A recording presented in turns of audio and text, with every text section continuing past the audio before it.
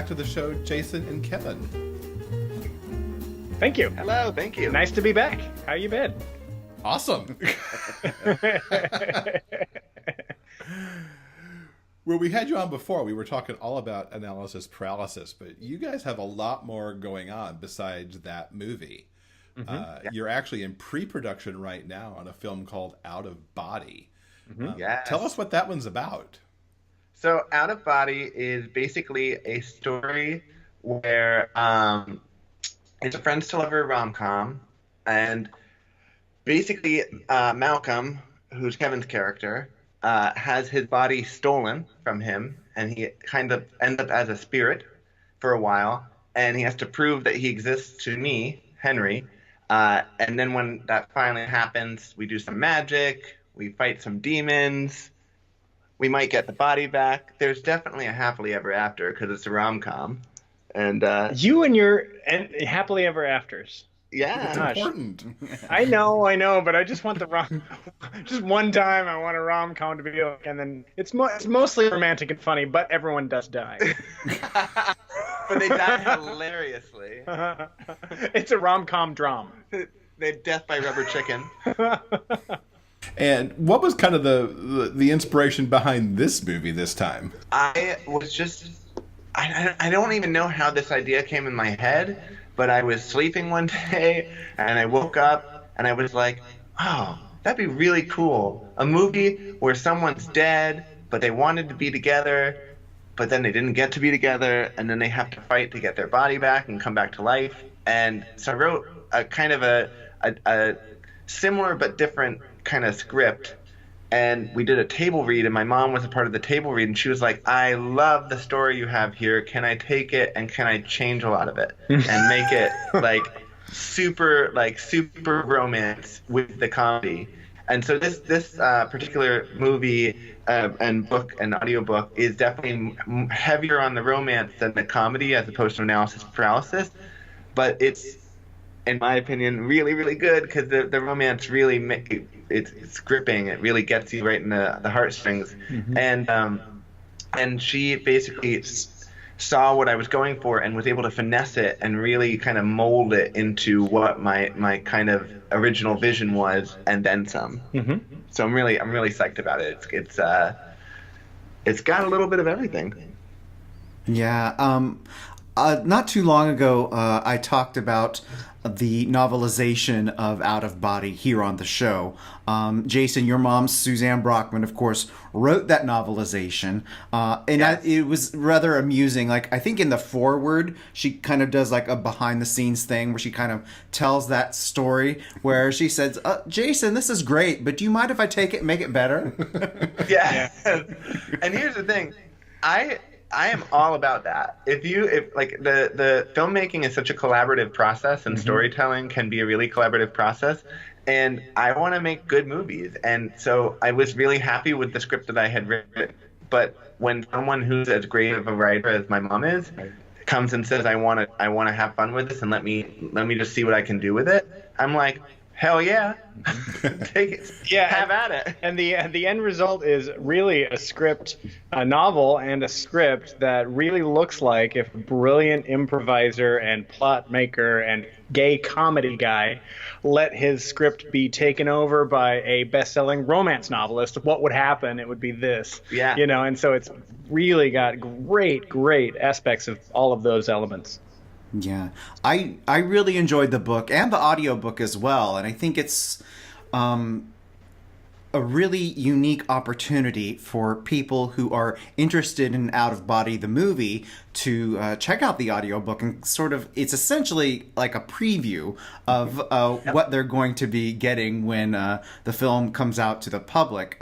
Can you give us a little bit of an idea about what it was like to kind of get into the material early before you even were thinking about shooting by recording the audiobook? Well, I can tell you for my part, since I'm not one of the writers on this, which is traditional for me because I'm not usually with the writers on a project that I'm acting in, but it's completely unprecedented to have a novel that you get to perform about the thing before you even film the script, you know. So we get, like, as an actor, it's a freaking dream, because I have, so you know how actors have to create subtext and everything? I just have to go to the book. You know, it's like, don't worry, I don't have to make it. It's already been written down for me. So if I'm wondering, like, what's happening for Malcolm now? What's going on there? What's the deep part of it? It's already written out for me, you know. So I would say, yeah, so the book is available. It's called Out of Body. It's on audible.com. And I would say, don't deprive yourself of the opportunity to say the book was better. Yeah.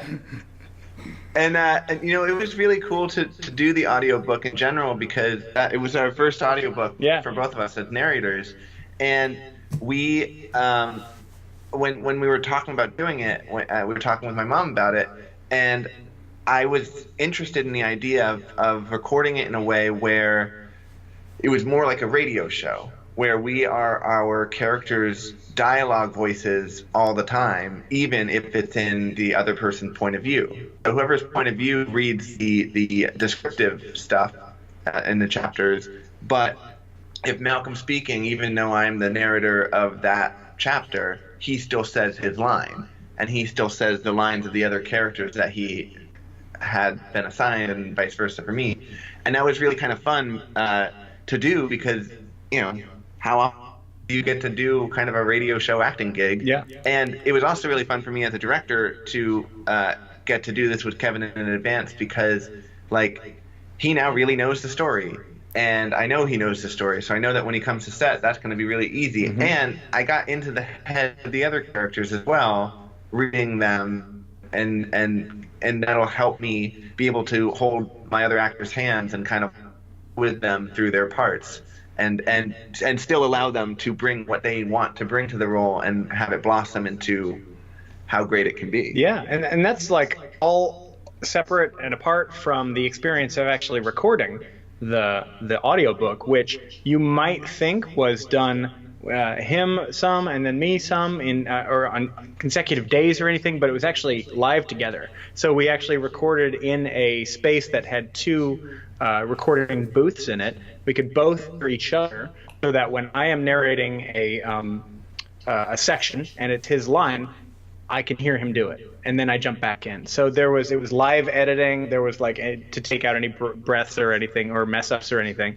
So, but we got to, you know, it was amazing because I had him in my head the whole time doing it too. So that was wonderful. It's a great experience, you know.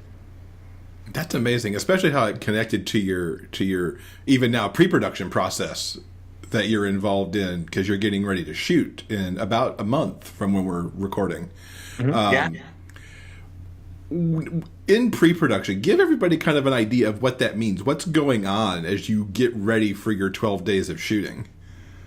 So basically, what I just did was go through each of the scenes and break them up on a piece of paper, so that I have the page count number, like how many pages each scene is. These are them. Oh, yeah.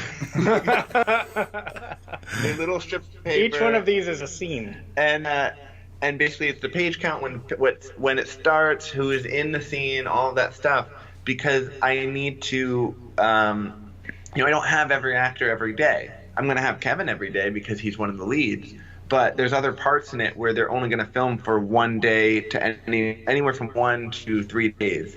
And so you have to plan their scenes on the same day.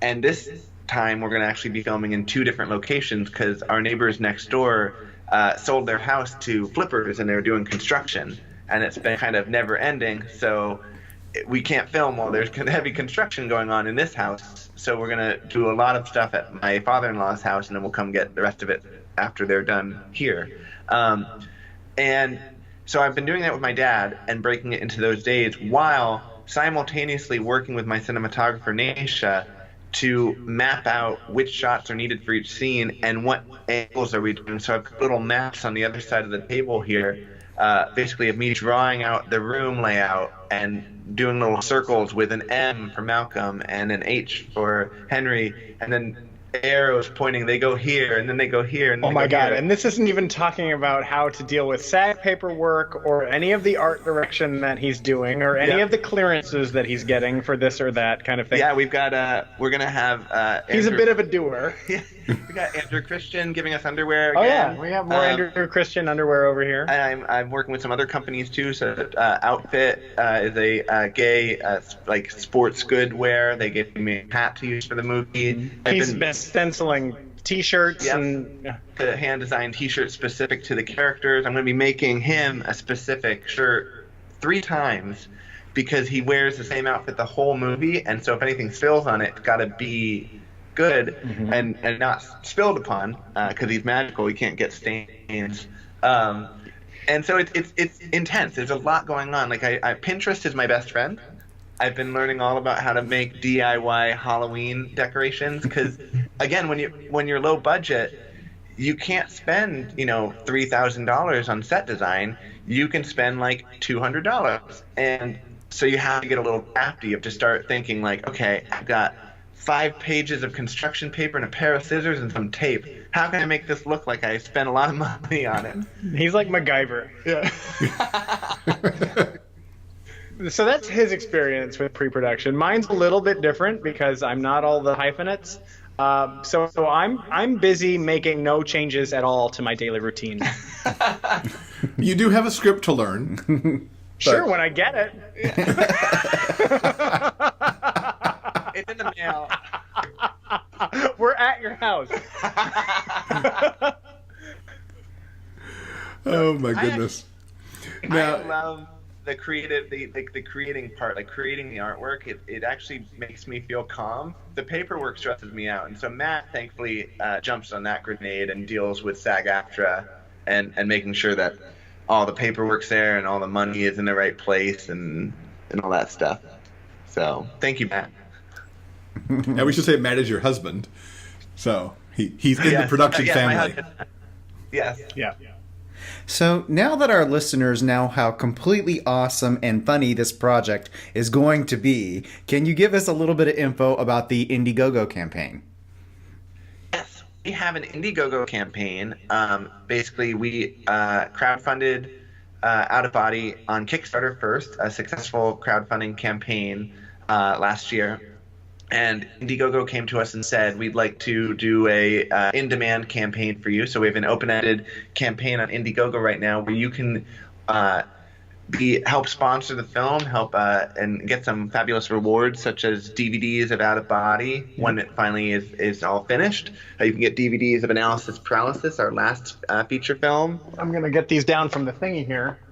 So you can show people. You can actually, because now we're in the second feature film that stars the 2 of us. Like we've got other projects that have to do with like if you're fans of Analysis Paralysis or perhaps the audiobook of Out of Body, you can get these copies. You can get copies of all that stuff, and so as we are on the way to becoming kings of all media. Yeah, exactly, and so if you go to IndieGoGo. .com and you go indiegogo.com/projects/out of body feature length LGBT rom-com movie. It's a very long title. Really? Why don't you go to indiegogo.com and search Out of Body? Yes. Or just come to our show notes. It'll be much easier. Yes, do that. Yeah.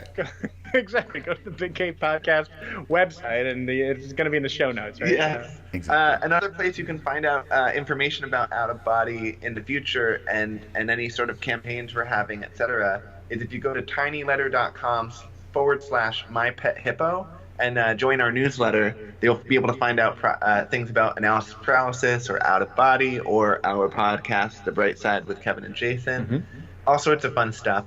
And so and basically indie film, it's low budget. So every dollar really does make a difference. Like if we get enough money to buy a better meal for the cast and crew, everybody's spirits gets raised up a little higher, or we can afford an extra day of filming, or we can afford it really does matter. So thank you to everyone who has supported us so far, and thank you to everyone who comes and supports us after this. Yes, indeed. Now, Kevin had this wonderful term about you guys, essentially taking over media. And, you mentioned the podcast, The Bright Side with Kevin and Jason. It's a comedy podcast about history. How did this idea spark? Because this just adds to you, I imagine, having to research these historical things. And now Jason does all the research for this, and that's huge. It's incredible, because basically he doesn't have enough to do. But the impetus for the podcast, which is The Bright Side with Kevin and Jason, is there's so much bad news all the time, and my mom taught me how to look on the bright side of stuff. If I got one thing from my mom, it was I would always complain about this or that, and she would constantly remind me of there's something good here, and you have to find that. And so that's really the gem of this, really the heart of that show, is that especially when you look around at the news right now, there's so much bad stuff that is going on. But you have to also recognize that bad stuff creates an opposite reaction. And so who is making the good out of that? Who is looking at that and reacting to it in a way of love or in a way of furthering acceptance, or who's looking at the transgender ban, for example, that was finally instituted by the Supreme Court, and who is saying, I want to reach out and tell my trans brothers and sisters that you are people and you are valuable and your service is useful and we love you. So who's doing that? And so that's what the podcast really kind of focuses on. Well, we do wallow in some tragedy on the podcast, because every week we take a historical episode of some varying degree of tragicness and talk about it. But then we also every episode find out what good that led to. And it kind of came about a long time ago after analysis paralysis. Kevin had mentioned in the last episode, we talked a little bit about how we met on a student film and basically got along really well really quickly, and then we started hanging out with together with our husbands and going on double dates, and so it's kind of formed this bond. And after analysis paralysis, which was so much fun, it was 10 days of basically seeing Kevin and laughing and having a good time. I was like, I don't want to wait a year and a half for the next project. I want to do something now with you. It's true. The experience of just chatting about a topic on a set or something was so much fun, and we thought we should bottle this. And then we thought, well, you can. Yeah. There's a method for this. It's called a podcast, and that's what we started. Yeah. So now I get to come over here every damn week. Yes. Come to the Valley. You're welcome. Yeah, when I moved to Westwood, I was hoping that my second bedroom would be a good place to record, but it's not. It's not good. Too much noise there. The Valley's a lot of things, but it is quiet. It is quiet. unless they're doing construction next door. Right. You could just change that second bedroom into a soundproof area. No, actually, currently we didn't have any. We moved from a house that had a lot of storage into a house that had another bedroom but no storage. So that second bedroom has just become basically the id of our house. Everything's like It's like Harry Potter. What's that closet? The room of requirement. Yes. It's the room of please don't go in there. Actually. Now, guys, I'm curious. How do you choose which historical events to feature, and how much research goes into each episode? That's a 100% question for Jason, because though I feel that the podcast is a 50-50 pursuit, because Jason does all of the research for the topics that we do, and I don't ever know what we're going to talk about until I get here.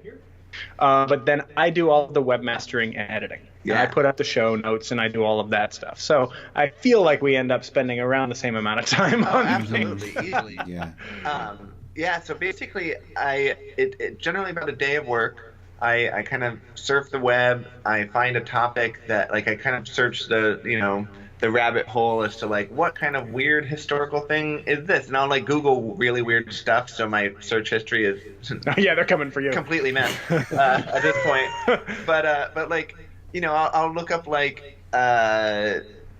wild strikes historical funny, see what I get from it. But I really, honestly, there's been a ton of them that I've gotten through recommendations of friends and family and listeners of the podcast, and we really encourage listeners to throw ideas at us, because there's some really obscure events in history that I don't know about that I would love to know about, and I could easily find it if I knew to search for it.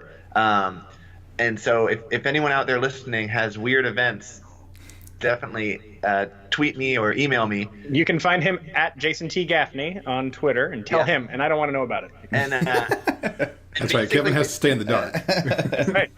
So what I look for also is I try to look for topics where there's a lot of tragedy, but you can still make fun of it. Like if it's a natural disaster, I try to find one where people made bad decisions with the natural disaster. Not that it's just like everyone got screwed and they tried to do the right thing, but they still got screwed. Because you can't really make fun of those people. That's just sad. It's just mean. Yeah. And it's really not. I mean, I know we talk about when we're talking about a lot of tragedy, and that's kind of what we focus on. But it's not a cruel show. It's not a Schadenfreude show, really, because the ultimate goal is to find out what the hopeful aspect of it, who turned that situation into something good, you know. And you'd be surprised, like, we generally can find it. I don't think we've found one yet where there's really no bright side to it. No, because the arc of history is long, and you never know what the end result of a pebble. You know, when a pebble goes into a puddle, you don't know how far the ring they're going to go. You know, and so like we talk about that event, but that could lead to something incredible later. You know, for you, Kevin, since you come in cold to these, what's been of the episodes so far the one you're like, what? What did I just hear? Oh my God! The Vampire Panic, for example, has been insane. Like I have a feeling when I post the episodes, I have a feeling like I hope my mom and I listened to the Christmas episode over Christmas, and at the end of it, she said that was funny, and I learned some stuff. So that's what it's like, oh good, there we go. That's what I would like people to have from it. It was like, oh, I enjoyed that, conversation. That was fun and stuff. But also, God, who knew? Yeah. That's amazing, because he's pretty good at this. Every episode, there's going to be some point where I'm like, are you kidding? Human beings did this? Well, and it's always yes, they did. Oh, Lord. It's gotten way more fun to do the research than it initially was, because I was really nervous the first couple episodes to like, oh my God, is this going to be funny? How can I make this funny? And I was trying a little, like, we actually have a couple episodes that just never aired because I was trying too hard, as opposed to just seeing that, yeah, that was absurd. I don't need to say anything except what they said.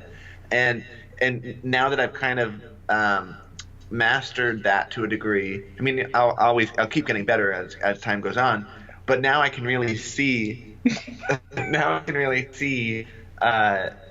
like, as I'm reading stuff, I'll be like, oh, I know that Kevin's gonna hear that and go, stop it, and then he's gonna call it out. He's gonna call it the absurdity of it, and I don't need to do anything except say, like, and then she picked up the knife and stabbed her own foot, and it's like, why? Spoiler alert. Yeah.